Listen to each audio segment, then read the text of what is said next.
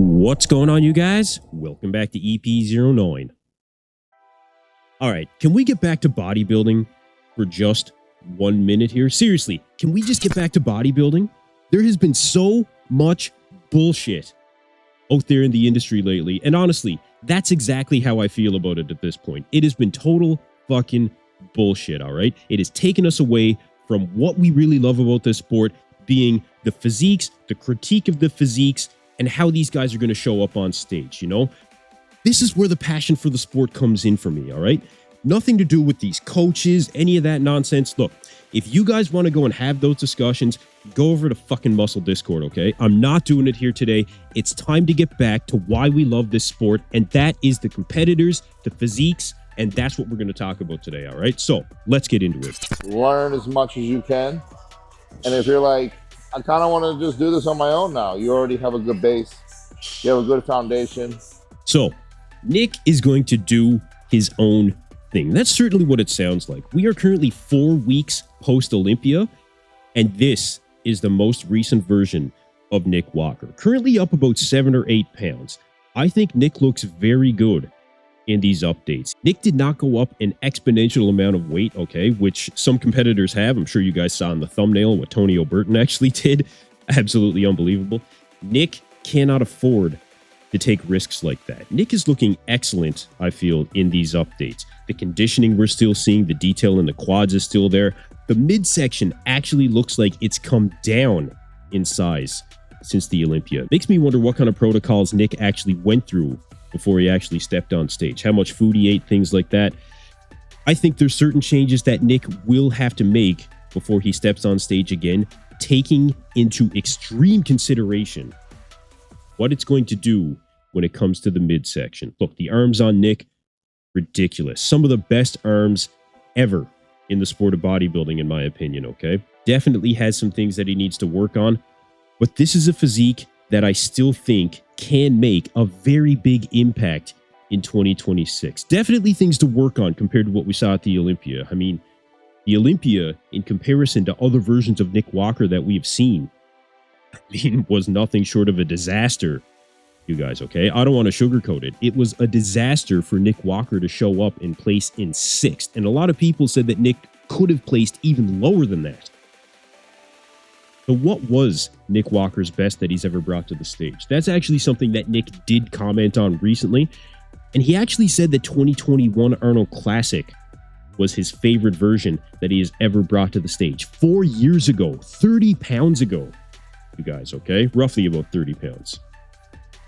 That's what he felt was his best. So this being Nick's favorite look, the question is this something that he can actually get back to? Can Nick downsize to the point where he can bring his midsection back in and have a physique that is similar to what we are seeing here? Another question that we need to ask ourselves, how would this version of Nick Walker place when it comes to, you know, consider the Arnold Classic lineup that we know is coming up, which I don't think that Nick should do for the record. I think Nick needs to take the time. I think he needs to clean out. I think he needs to pick a show that is later in the season and finally bring his best to the stage. Considering the fact that he considers this his best, well, then try to get closer to this look. And can he do it on his own? That's the other question. I do think that Nick Walker does have the knowledge, and I do think that Nick Walker is at the point in his career where he would prefer to simply do things on his own. Whether or not that'll work out well for him, I don't know, but I am interested to see him try. We actually talked about it on my latest episode of the Bodybuilding Breakdown, where I had Bob Ciccarillo and Ron Harris on. Really good episode. I encourage you guys to go check that out. Not something I considered when it came to Nick Walker actually coaching himself. You know, we are so fixated on who the next coach is going to be. And I really think that comes back to the culture around professional bodybuilders and coaches that has really taken precedence in these last number of years. Top competitors have coaches, but I do think we're also starting to see a bit of a swing when it comes to that as well. Consider Quint Beastwood coaching himself, bringing his best to the stage without question in 2025. Could we see Nick Walker do something similar? Be a hell of a story. You will not see any videos or pictures of Nick at the Olympia on his Instagram. He was very disappointed in this look. And you know, I think all of us were. The midsection was looking completely blown out. He did not have that detail in the quads. And look, this is actually the finals footage. At prejudging, even his color was off, you guys, okay? And you hear it from a number of top-level competitors out there. You know, before you step out on that stage, when you're standing out back and you're getting ready to step on stage, especially the biggest stage in the world being the Olympia, you know if you're on or not. And Nick, you can see it in his face. He knew that he was not on in comparison to what he was hoping to bring to the stage, in comparison to what all of us thought he was going to end up bringing to the stage. This certainly was not the Nick Walker that we wanted to see. So now the question being, can Nick get back to what he was considering his best physique to date, being somewhere between the 2021 Arnold Classic? He did mention that the 2022 Mr. Olympia was a version that he liked as well. How can Nick get back to looking something similar to that? That's the question now when it comes to Nick Walker. Bringing up the size and the legs for Nick is definitely not going to hurt when it comes to the illusion of bodybuilding, especially given the fact that Nick doesn't have that insertion in his quads that really extends up to the hip tie-in, right? Bigger quads are only going to help Nick Walker, but at the same time, make sure that you can keep that midsection in check. That is key for Nick. And the next time that he steps on stage, he does not want, and he cannot afford, in my opinion, to have another showing that's frankly a disappointment. So, given the fact that Nick has a physique in mind of what he wants to get back to, my question for you guys is, does he have any chance of bringing that back to the stage, given the fact that he's put on so much size now? Can he come back down in order to streamline his physique and make it back into that first call-out at the Mr. Olympia? Because that's what it is for Nick at this point. Nick needs to make it back into the first call-out. That is the measuring stick so far for Nick Walker after what we saw this year. You guys let me know. Is Nick capable of making it back to that first call-out? And if you think he is, can he make it back in the top 3? You guys let me know what you think in the comments below. We've got a fresh update from Regan Grimes, currently sitting a couple of weeks post-Mexico Pro. Decided to jump into what was seemingly a lesser-known show after the Olympia to try to snag that early Olympia qualification, a strategy that does serve many competitors very well. But unfortunately for Regan, Tonio Burton ended up having the same plan. We'll talk about Tonio in a minute. But Regan, as of right now, does have a clear goal in mind. He talked about it on his latest YouTube video, okay? He has gone right back to work, and the goal is to nail the off-season. He needs to put on the size and stay as lean as possible in the process. He spoke about how his performance in the gym is much better when he does stay leaner, which is something different than we've seen from Regan in the past, where size was simply the goal. He always kept pretty respectable conditioning, but now putting an emphasis on the fact that he can really increase his performance by staying as lean as possible going into the off-season to put on that size and hopefully bring a better physique than what we saw in 2025. Although I do think that we did see improvements from the Olympia to the Mexico Pro. On the right of your screen, this was the Mr. Olympia, and on the left, the Mexico Pro taking second place to Tonio Burton. His second show ever competing with his new coach, Dom Superslice. So you can see the difference in conditioning in the Mexico Pro. Just 1 week after the Olympia. Definitely an improvement when it comes to the side leg. We're not talking about substantial improvement, but I think that this was moving in the right direction. Maybe lacking a little bit more fullness. Now, it's hard to tell when it comes to the angle here, but you can see through the arm maybe a little bit less than what it was at the Olympia. The fact of the matter is, Regan is still trying to figure out the balance of bringing the increased size with that conditioning. And there's other bugs that these guys still haven't worked out. And that's the frustrating part when it comes to Regan Grimes. You know, these are things that he is seemingly known about for a number of years. The fact that he's allergic to the tan that they use, protein he's allergic to, okay? His food allergies. These are all things that I know Regan has really known about, like I said, for the past couple of years at least. So why are these things still problems? You know, very frustrating to see a guy that has so much, well, we hate using this word in bodybuilding, but potential. Frustrating to see a guy with this kind of frame continuously, I mean, just screwing it up. And the fact of the matter is, some of you guys have actually told me to stop even bothering talking about Regan Grimes. You know, Mark's Max Muscle actually has given up on Regan, and I understand why.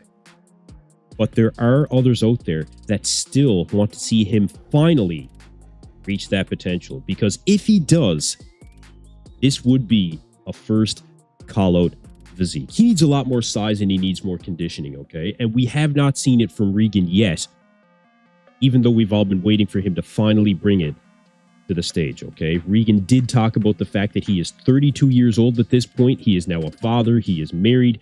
He has a new motivation, okay?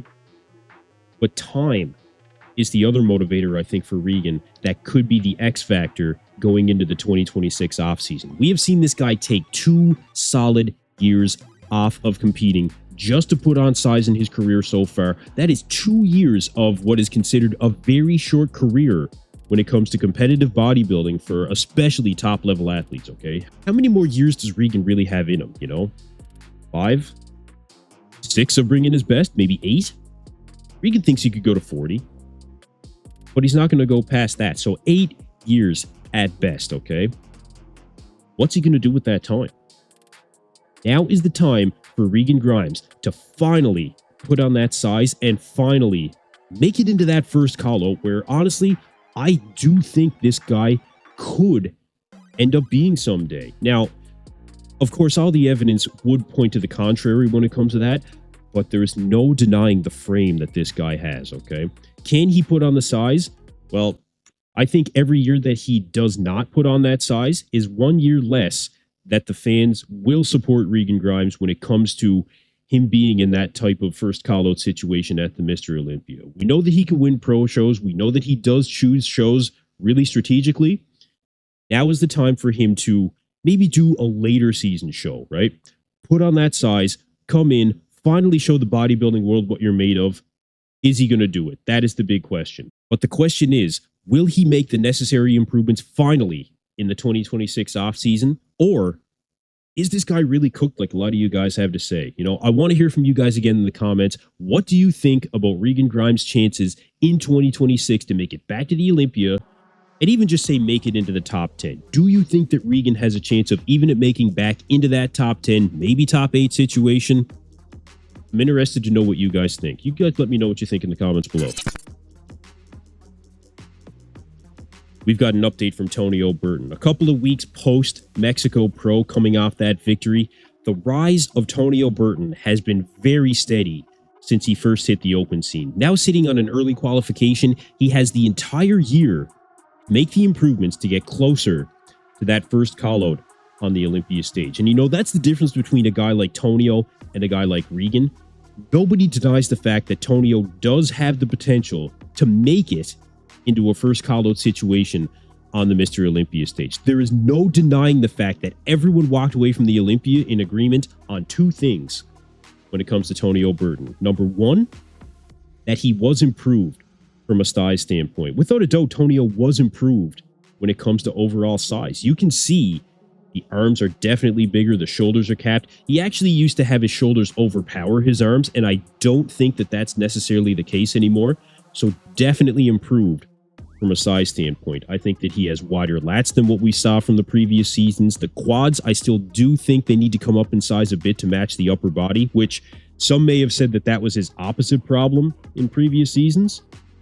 But again, from a size standpoint, Tonio Burton definitely brought it this year. Number 2 is that he had the best shape of anyone in that Mr. Olympia lineup in 2025. And I thought this was absolutely insane. So the guy with the best shape is currently up about 25 or 30 pounds post-Olympia, just a couple of weeks after the Mexico Pro.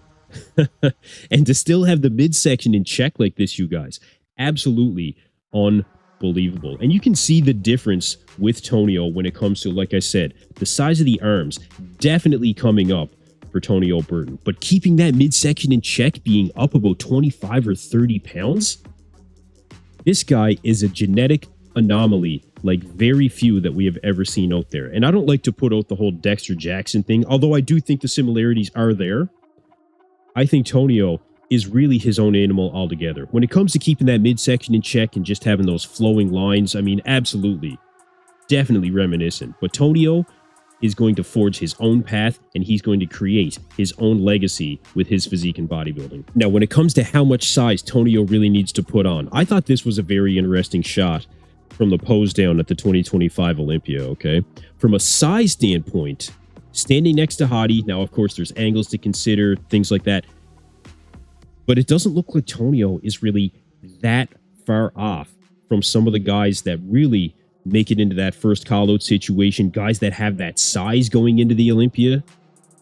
Look at Tonio Burton compared to Hottie Chupin here. You know, Hottie considered a guy absolutely stacked with muscle, and Tonio Burton looking like he is not getting too far off from being in that type of a situation. Definitely more work to do. You know, we're all in agreement on that when it comes to Tonio from a size standpoint. But he may not need to go much further than what we all may have considered when it comes to the 2026 offseason, okay? It looks like he is getting closer. Steady progress is definitely the name of the game for Tonio Burton, and judging what we're seeing here, it looks like he is getting closer to having the proper size in order to make it into that first call-out. Tonio actually responded to some fan questions on his Instagram, saying that his ultimate goal is multiple Olympia titles. Now, that's really interesting. I'm interested to hear what you guys have to say when it comes to that comment in particular. Is this the kind of physique that could win multiple Olympias? You know, are we looking at maybe a Frank Zane kind of situation where maybe not the biggest guy comes in, but, you know, the guy with the best conditioning, the guy with the best lines overall? Personally, I don't think that's going to be the case. I think Tonio would have to put on a decent amount more size, like I said. Definitely needs to bring that conditioning. I think that he does have room to improve when it comes to things like quad detail compared to what we saw at the Olympia, but the potential I have always felt was there. Ever since I saw Tonio win that New York Pro back in 2023, I mean, look, it wasn't just me. The bodybuilding world, without a doubt, was put on notice. We all knew that this guy was going to do big things. Now the question is, how big can he really go? Both when it comes to his physique and how far it can take him on the Mr. Olympia stage. So yeah, guys, the next contest is the Japan Pro. Reasons, I love Japan. Two, I thought, I really want to do that show. So in 2019, I was signed up to do the show, and my mum passed away that year, so I ended up not happening. I still travelled there, still visited the gym, signed the wall. Basically just had like a holiday. It was actually after I did Romania and got fifth in Romania. So I've been meaning to go back and do this contest. The bodybuilding world has been waiting to hear when James Hollingshead will step on stage next, and now we have our answer. It will be the Japan Pro in a few short weeks. And James has had nothing short of, to say, a turbulent bodybuilding season. I think is being generous in the eyes of the fans. Constant criticism for changing coaches multiple times, slipping in placings. You guys taking 5th at the Tsunami France Pro, losing to guys that have never won a pro show, let alone stepped on the Olympia stage. It's been a year for James so far, but has he quit? Hell no. James Hollingshead is still pushing to bring his best physique to the stage. And look, let's forget about the coaching bullshit for a minute, all right? James is now up 271 pounds and looking very lean here. I think that he looks more filled out without question, still keeping, I think, a respectable level of conditioning in check, and still a few weeks to go until he steps on stage in Japan. This is looking to be a very good version of James Hollingshead, being up from the mid 250s of what we saw at the France Pro.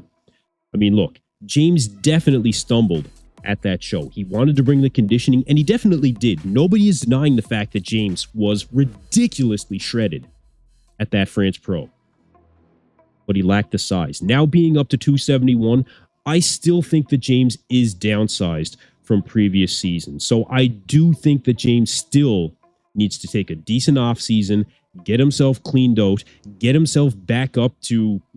Look, I don't know what his weight could possibly be when it comes to stepping on stage again, you guys, but he does need more size than what we're seeing here. Now, the Japan Pro presumably will not be a very deep lineup. We can't say who else is going to show up at that show. There are still a couple of dangerous guys still on the competition circuit. You got to consider Joan Pradels, Andrew Jack competing this weekend. But a win in Japan would change everything for James. Many people say that he can't do it. You know, many people say that James will never be back on that Olympia stage. Now, when it comes to Japan, we have seen guys come in that honestly have had no business winning a pro show and have taken home that Olympia qualification, right? Not to throw out any insult, but Theo Laguerrier, who won it last year, I mean, I just don't think that that guy deserved to be on the Olympia stage compared to what we've seen from other competitors. Regardless of that, James Hollingshead could come in and win a pro show and deserve it. Look, Theo was the only one there. He deserved it, okay? Could James end up back on the Olympia stage, get an early qualification, and then take 2026 to really put that size back on? I think it's possible. Look, you don't have to like the way that the guy dropped Chris Tuttle as a coach, okay? But the fact is, I still think that he's one of the good ones in the sport. And look, that is taking out the fact that James isn't bringing his best to the stage. We're not seeing his best physique lately. I'm not talking about that. James is a true bodybuilder, okay? He is a true gym rat at heart. And that means something to me, being just a fan of bodybuilding. You know, when it comes to guys that I want to follow, when it comes to guys that I want to talk about, you can put the coaching bullshit aside, like I said, okay? James, I just feel like he is good for the sport of bodybuilding. Now, that doesn't mean anything when it comes to stepping on stage, but when it comes to us just being fans of the sport, I do think that that deserves an amount of emphasis. And you guys can feel free to disagree with me in the comment section when it comes to that, okay? I promise I'm not going to tell you guys to fuck off about it like some other channels could, okay? You guys know exactly who I'm talking about. But look, let's talk about it. Let me know what you guys think about this current version of James Hollingshead in the comments below. And let me know what you think about him going to compete in the Japan Pro to have one last round for the season. Could he get that Olympia qualification? Will he be better if he does get that qualification on the 2026 Mr. Olympia stage? But look, I'm going to wrap up the video right here for you guys. Check out BayouMuscle.com. Use code EP10 at checkout. Appreciate all you guys supporting the channel thus far. But that's it for me in this video. Thank you guys for tuning in to EP09. Be sure to like and subscribe.